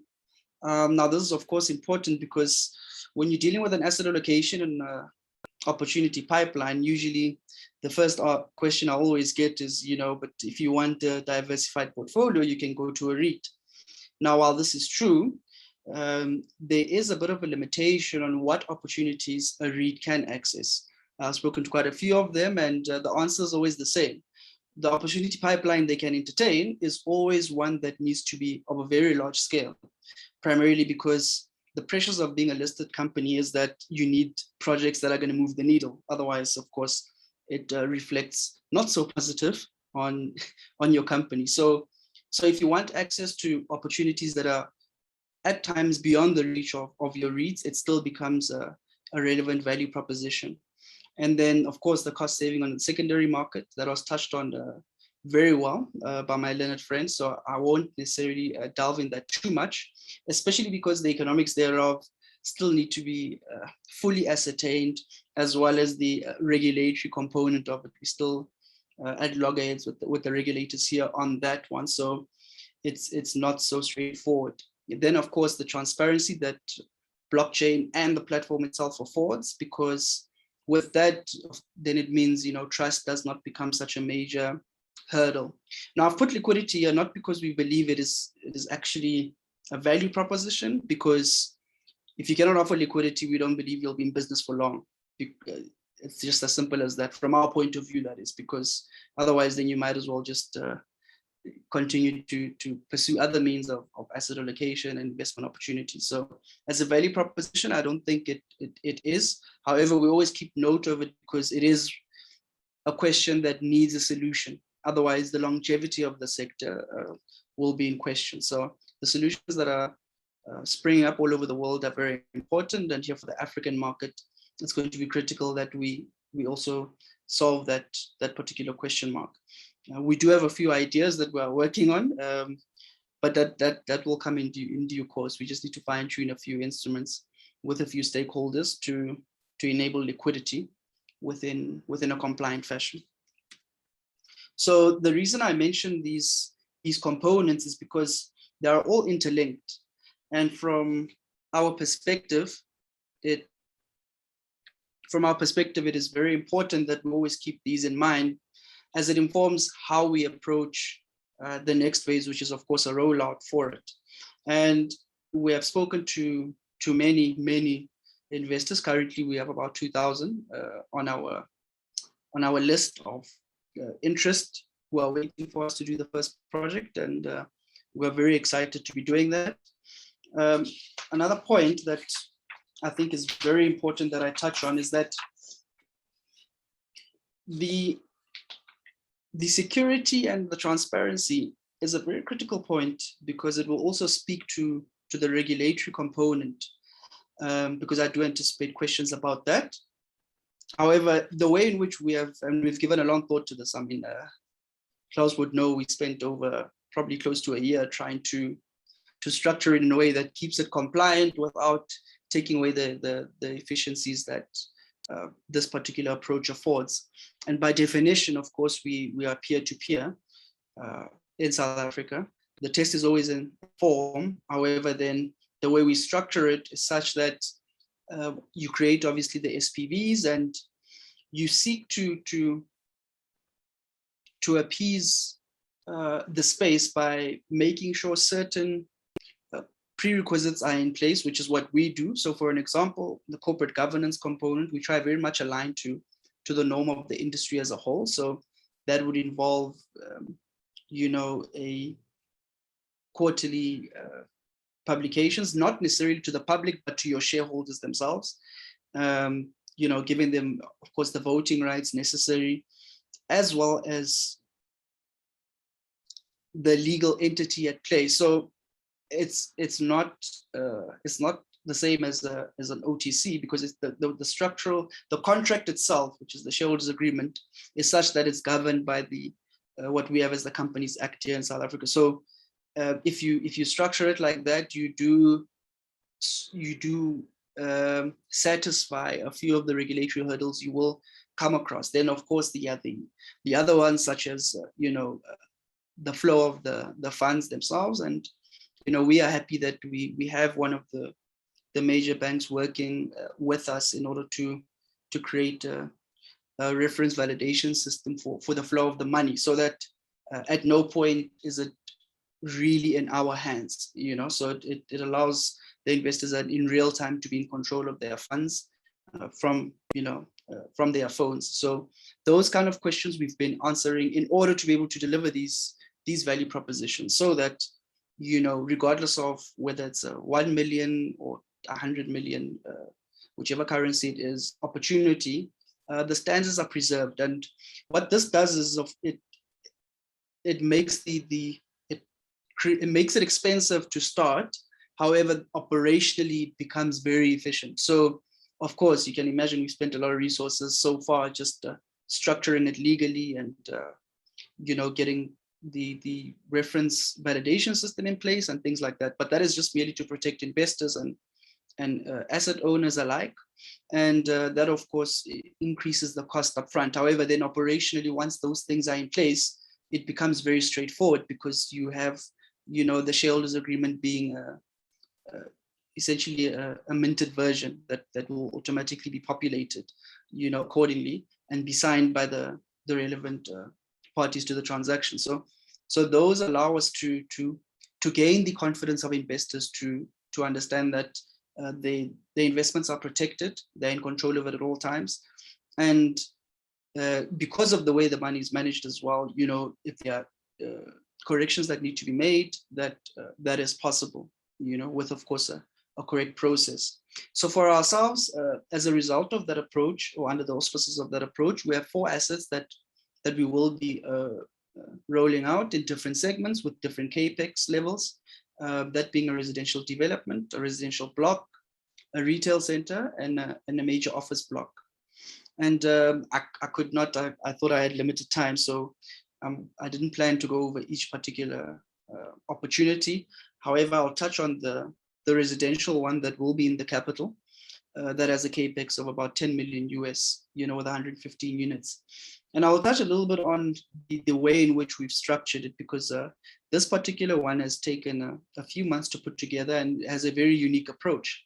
And that approach lies in the stakeholder mapping that we had to do for it. So for an example, you have your retail investors, you have institutional investors, and of course you've got the platform itself. So what makes this unique is that you've got, for example, the agents who still need to serve part of the value chain, because the developer which we ourselves have a position in, is not necessarily your core faculty. So all these particular stakeholders need to play a role in it. And that proved a very, very interesting approach, because for an example, an estate agent in this case will be having their own credentials in order to deal with each particular client's approach, because it's a sectional title development. So, you have the option of buying with leverage from the bank, or buying into the remainder, which would be 40% odd of the development. So that would be the equity stake we retain as a holding company with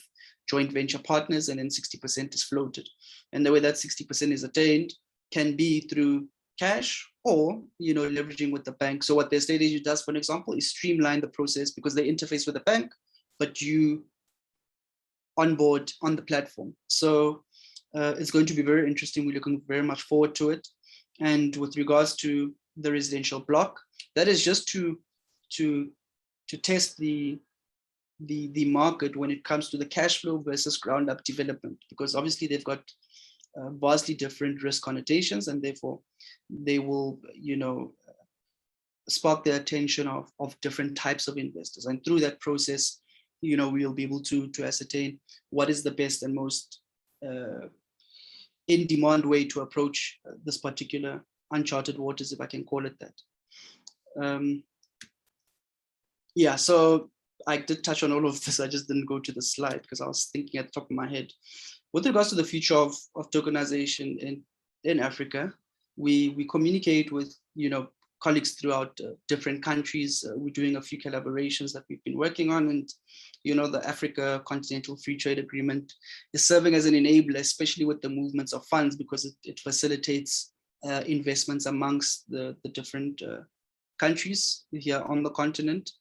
And we also believe that fund tokenization is most likely the most sensible way forward. I think it's going to be, and when we say fund, we don't mean like a REIT. We just mean that unless you have a variety of offerings, it will struggle a little bit. I think when you do, unless you are doing a large scale tokenization, because we initially, when we try to do normal, let's say 10, 15 unit residential block, for an example, we tried to do that test towards the end of last year, and it struggled to gain a bit of traction, in part because the feedback we were getting was that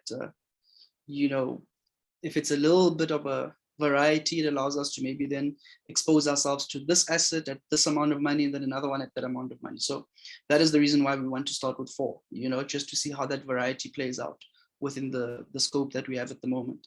And given the African demographics, everybody's aware, I mean, the average age in Africa is about 20. So that means that from a technology orientation, it's primed for high demand, in the retail space especially. And it's going to, of course, result in many new different services. So for an example, we had an approach, recently of a company that wanted to do tokenization, and a real estate company, that is. And they actually primarily wanted us to assist them, for an example, with the design of the instruments, because they wanted to also float a bit of debt and equity priced differently. So, which is a very interesting discussion we are having with them. So but they don't necessarily need us to, participate in the whole tokenization process. They just need an advice in that regard. So that just shows you that there's limitless possibilities in terms of the ecosystem and what it will produce. And we're very much excited about all of this. I think for now, I'll just leave it at that. I would also share that, within the South African context specifically, it's well known that we have 2 economies here. We've got the what you call the formal economy, and you've got what is called the informal economy. So, for an example, about 200 billion, or no, let's give or take the exchange rate, maybe 160 billion to 180 billion US dollars of real estate is unbonded. In other words, it's got no gearing, no leverage from the bank. And a majority of that is with the informal sector, And at the same time, you've got an annual cash economy of about 45 billion, because it's just over 500 billion rand. So you've got a huge untapped market that needs a specific approach to our people. You've got the developed market, and that is very, very straightforward to service. And it is a market for us, we believe, is just going to get saturated in any case. So our advantage is that we come from the market we're trying to service. We come from that space of cash economy, the team here at Ufinilight, and we're very much excited to be specific with that particular, appetite. I mean, for example, with the residential, it might be it's in Brooklyn, which is, my American friends always are bemused when I tell them that, Brooklyn and here on our side is actually a diplomatic suburb. So it's a very high-end suburb. And they're always amazed by that. But yeah, but just because that is the asset doesn't mean that the investor base we require needs to be those that are living around there. What technology allows you to do is reach, demographics that don't need a gazillion foot soldiers. Because if I'm talking about a cash economy that's 45 billion, and they can get a, real estate exposure in an area far away for as little as, $500 US. It's something worth pursuing, and we look forward to seeing how that plays out. Yeah, I think I'll leave it at that. A bit fragmented, but hopefully the questions themselves will give a more informed Thank you very much. interaction. Great pleasure to get a perspective from your part of the world. I hope it was interesting for everyone as much as it was for me. We are running a bit over time, but I think we can just do one question for you, and then we'll go into the panel. So there's a question from Davey here. Maybe you've seen it. How do you deal with the regulatory process in South Africa? Good question. Sorry, say that again. Is it in the chat? It's in the Q&A. So how do you deal with the regulatory process in South Africa? Yeah, very good question. I did touch on it briefly.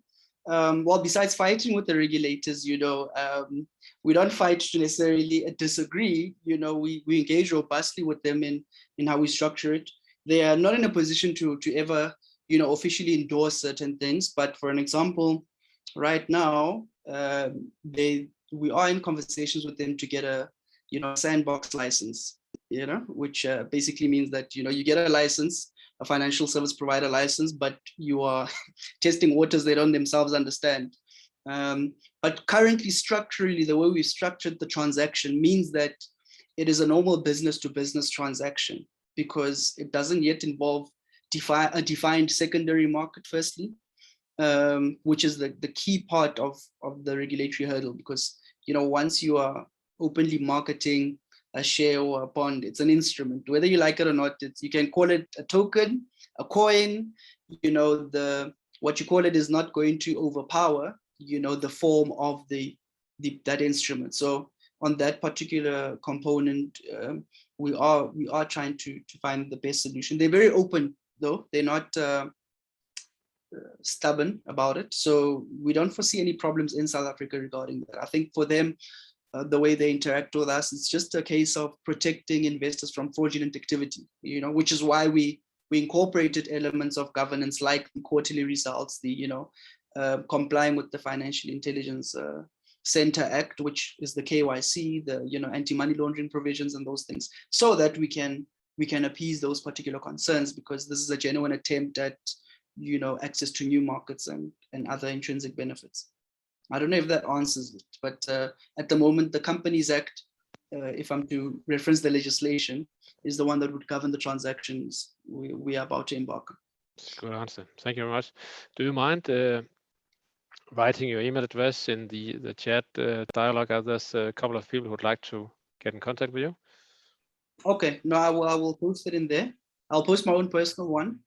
And, if anyone wants to get in touch with Tato, for an example, I did mention her credentials, treasury specialist.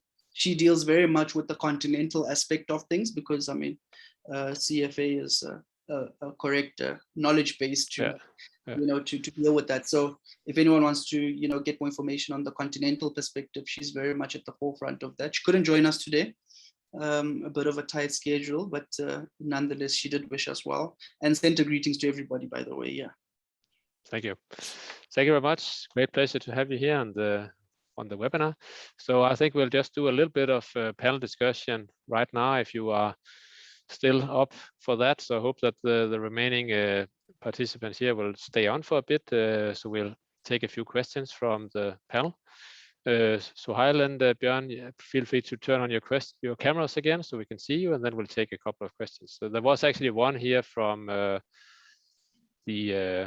in the Q&A, which I think is pretty interesting. So how do you see the investor adoption in this field? So what is the uptake from investors on tokenized securities or tokenized real estate? How do you view that, and what is your strategy sort of to tackle it? So I don't know, maybe so Heil, you can start. Sure, absolutely. Thank you for the question. So I think we have outlined a communication strategy that we are going to implement. First and foremost, letting our investors know that we gave them information on DigiShares and T0. We also are hosting a webinar specifically for the investor database here. But we have found that most people have no idea what we're talking about. There's a lot of education that needs to be implemented, and through that, once they understand the implications, they are on board. We haven't had a single investor that's objected to this, but nevertheless, there is a learning curve that has to be implemented there in order to educate them on the benefits of this. But from an investor standpoint, I mean, nothing really changes, right? Their units, their shares, they just become tokens. They're still interacting through the same investor portal. I mean, to them, most of our investors are passive investors. So to them, they understand the implications, but they don't necessarily care. So that's kind of what we've seen from our end. Kopano, you have any insight on that? If you heard the question. You're muted. You're muted, Kopano. We can't hear you. Oh, sorry. No, I was just asking to you, please rephrase the question. Yeah, you busted me for a second. The question is, how are you concerned with the investor uptake on this, and sort of what is your strategy for reaching investors? Do you think you can convince your investors to invest into tokenized securities, or you will have a challenge there, and how will you tackle it? Yeah, no, definitely we are confident, because you see, our focus is very much on the value proposition. We're not really interested in the nuances of tokenization sounding nice, or it being in fashion. We're interested in the efficiencies it affords the people we'd like to service. And as a result of that, everything we do and configure, every demand we've had of DigiShares has always been speaking to that particular objective. So we are confident of servicing that market. Some of the initiatives I did mention in the presentation speaks to our dedication to achieving that. So it's not really about, is it cool to buy the token? Is there investment proposition here that that is making sense, that you could not get from the listed market, that you not get from the REITs, which only, if I'm not mistaken, institutional investors only have about a 10% exposure of real estate globally. So it's not the main thing. The rest of the world is not on the public market. So that is the space we want to tap into. And some of the things that we do, for an example, is that we have open dialogues. We organize monthly sessions with key individuals from the various spaces where we believe. For example, I spoke about the cash economy. I spoke about there is a middle class that is also interested in this. There are other fractional shares that people buy on other companies. So there's already an interest in taking a bit of control in investments in this country and on the continent as well. As I mentioned, other examples of innovations that have excelled. So we're not worried about whether there's a demand or not. Our focus is on how we are able to service, the demand through the value proposition. I don't know if that covers it, but it's very important that we focus on the vendors in the market and not the noise. So pragmatic approach. We very much agree with that. We have the same take on it. So maybe Kobana, we can just take the next question also with you. So do you see institutional interest in this? Is that also a direction you're going in, pursuing? Funny enough, yes, we did. I think I remember speaking to you about it because that was one of the things that led to us needing to do things like the quarterly results that we spoke to asset owners about. We're not trying to increase the cost of doing business, but I mean, honestly speaking, you can't do cost cuttings to avoid fraud. It's 17 hours. You kind of have to. You have to always. It doesn't matter what it costs. That has to be in place. And I see my colleagues smiling there because they know it's a very demanded aspect of the space. So yeah, with the institutional investors, the only thing they ever ask is that, well, we know what's going on. We hear that it's tokenization and all that, but will we be able to go on the desktop and see what's going on with these investment opportunities? Because as institutional investors, our buy-in is very high because of the cost associated with it. So if you're able to reduce the cost and bring us opportunities that allow us to play a role, we're more than happy to, but we need to understand the corporate governance and, because obviously that institutionals are a very formal space. They want, if the asset investment is big enough, they want to have board members in the vehicle and things like that, So if you're accommodating those aspects, then they're very much open to interacting with you. So we've had a private equity firm interested. One pension fund actually asked us about it because, nice. Some of their money allocations really at this point, it's just circulating amongst the same space. There's only so much of the same thing you can buy, Yeah. Great. Thank you. So Hal, can we get your take on that? Do you see institutional interest? We have not so far. Most of the institutional investors that we have talked to here in the United States, some of them didn't even really know the space yet. Those that are, they have not invested funds from our end. Like, we're not seeing capital go into it. I mean, I think in the rest of the world, it's taken, off more than it has in the United States, as it's been slow here. But nevertheless, interest is gaining. And like I said, in the next 5 to 10 years, I do believe that there's going to be all sorts of institutional investors flocking to this space. Great. So Björn, do you see any institutional interest in your job?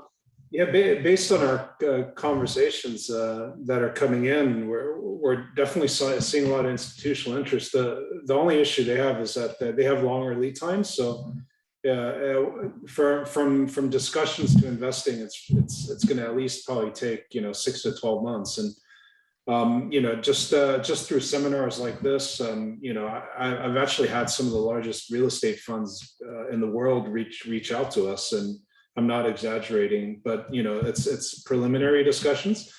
So they're all trying to figure out how to do their pilot project and kind of save face and avoid embarrassment. I would say it's probably what they're more concerned about with. But actually, I do think that just using some logic here, like, if you look at a lot of these liquidity venues, like digital exchanges like T0, INX, or ADDX or SDX, they're throwing so much money at this in terms of the infrastructure that it's almost like building a coliseum, and you actually need gladiators, right? And it's kind of this chicken and egg thing where as long as there's product, people will show up to buy it, and those venues will probably do their best to make sure they're not embarrassed. So I think there is kind of an advantage in terms of spearing ahead, because they want to promote you, and the more eggs that are in the basket that are being promoted at these exchanges, the less incentive they will have to help you on a marginal basis. And right now we're on the stage where they are desperate for product. So I think that is one thing to keep in mind. I really notice that with the discussions that we're having with these exchange venues. They really need product. So I think it, from that point of view, it is worth that while. Yeah. Great, thanks. So Hal, there's a direct question for you. would you consider tokenizing non-US properties and I guess generally third-party projects, right? How would that work? If you can kind of elaborate more on that question, non-US properties? Yeah, non-US properties generally, is that something you are looking at longer term maybe? No, I mean, again, there's so much development and action that's happening here in the States, particularly in the Texas market. I mean, you're seeing the people who are flocking from, California, Chicago, New York, and Texas has been the greatest beneficiary for that. So, there's so many investments here locally that we're focused primarily on that. Great. Then there's there's a follow-up question. Do you consider Central America, Caribbean like domestic? Or No, Puerto Rico, we for would focus. Yeah, we primarily focus in the southern United States. We have investments all of our investments primarily in Texas. We do have one in Las Vegas and one in Kansas City as well. But aside from that, all of our investments, we really focus on the southern United States, or kind of what is known as a Sun Belt region, which takes you through, Georgia, and obviously Texas is where all majority of our projects are. Great, thanks. Thank you. There's a question also for you, Kopano. Maybe you can see it in the Q&A. So can you sort of describe a typical investor? I guess it's called an avatar investor. So I guess a typical investor for you, and how would you reach them? Your ideal investor, maybe. You're muted again. Yeah. Yeah, no, sorry. Yeah. Okay, well, the ideal investor that I will mention is specifically to the market we are targeting, this side, and on the continent. And that would be the cash-rich working class of this country, to be quite frank with you, because as soon as you go up the classes, I mean, you drive the nice cars and stuff, but you're debt trapped. So there's not much disposable investment to cash on there, because most of their monies are stuck with the institutional investors anyway. So for us, that is our core market, and so that would be someone who has a job, has money saved away, but does not really know their options, in terms of what to do. And you already find informal structures like that existing in South Africa. And so it's not like a concept that we need to test. It exists, it just does not, it's just not serviced in this fashion at the moment. So for us, that is a very much a go-to point, because institutional investors are, like Bjorn said, their timeframes are slightly different, so we're not trying to take 3 years to do something. So for us, it's a normal working person who saves money, doesn't know their options, but makes enough such that, because in South Africa, for an example, pension benefits it's still laws that need fine tuning, if you will, whether it's the protection side of it or otherwise, because that's the part of the population that is not engulfed in debt, funny enough, so they're actually the spenders of the economy. In other words, spending surplus money, because that's what you need for investments, as a starting point.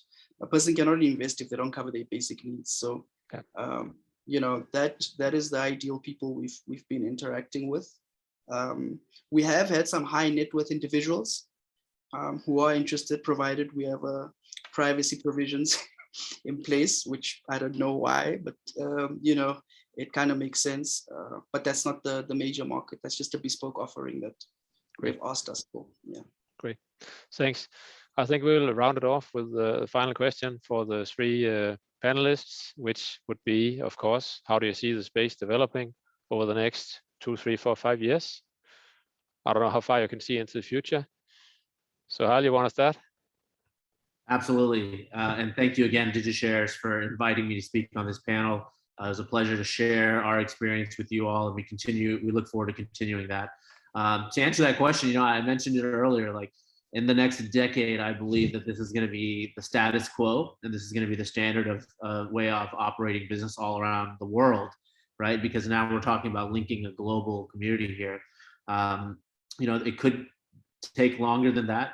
I think it's oftentimes compared to the advent of the internet itself, which back in the early 90s, if you recall, it took a decade for mass adoption, and then it took even longer for us to build on that. And here, we can say that blockchain in its technology kind of really became apparent right around that 2012 timeframe. You're looking from that standpoint of where we are today. I mean, we are leaps and bounds ahead of even the initial timeline of mass adoption. So certainly this could be much faster than we anticipated. And as I mentioned, we're really taking the effort of trying to be a leader in this space as we go through this process. So that's the answer to that is I would say 10 years on the long side, and on the short side, I would say 5 years or less. Thank you. Kopana?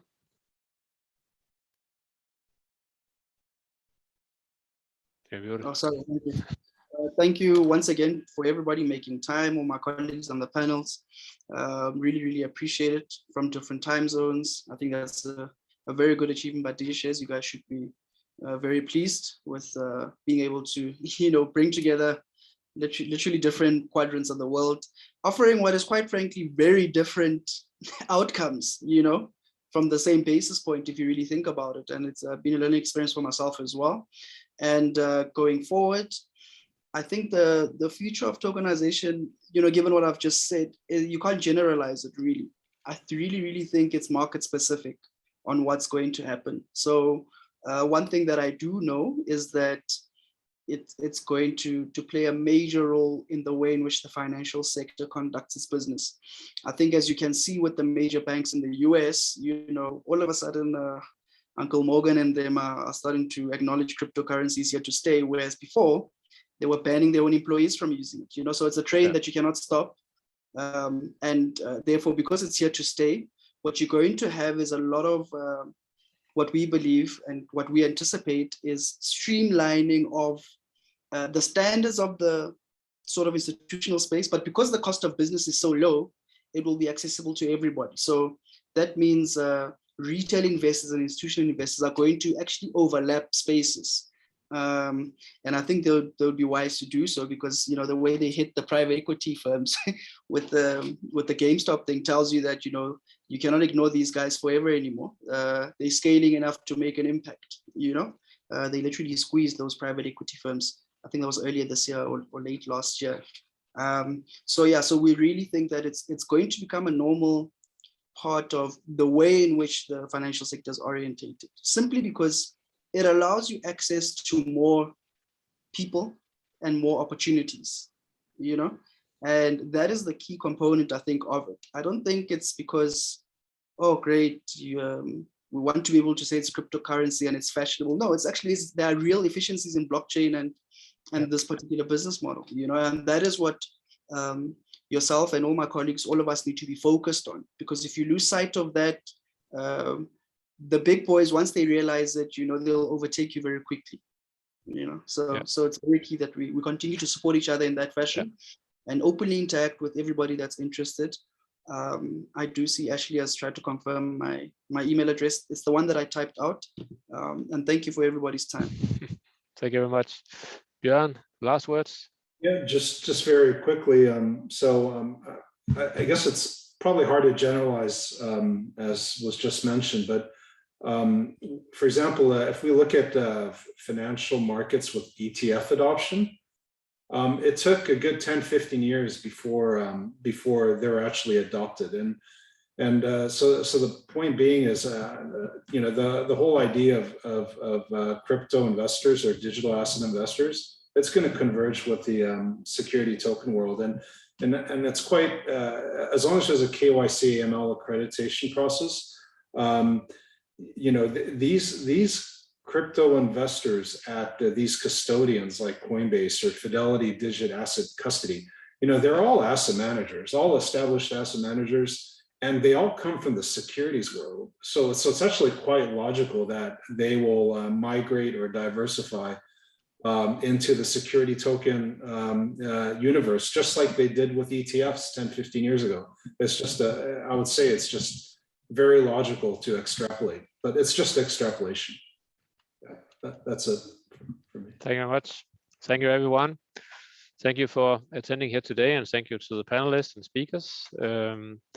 We have the next webinar in September. Hope that some of you will also join there. It's focused on stablecoins, which are extremely important for this industry here to become successful. So maybe a little bit more technical, but also I think we have some good speakers lined up that will make it intuitive and easy to understand and relevant for everyone. So thank you everyone for attending today, and yeah, see you next time, hopefully. Bye bye. Thank you. Take care. Bye bye.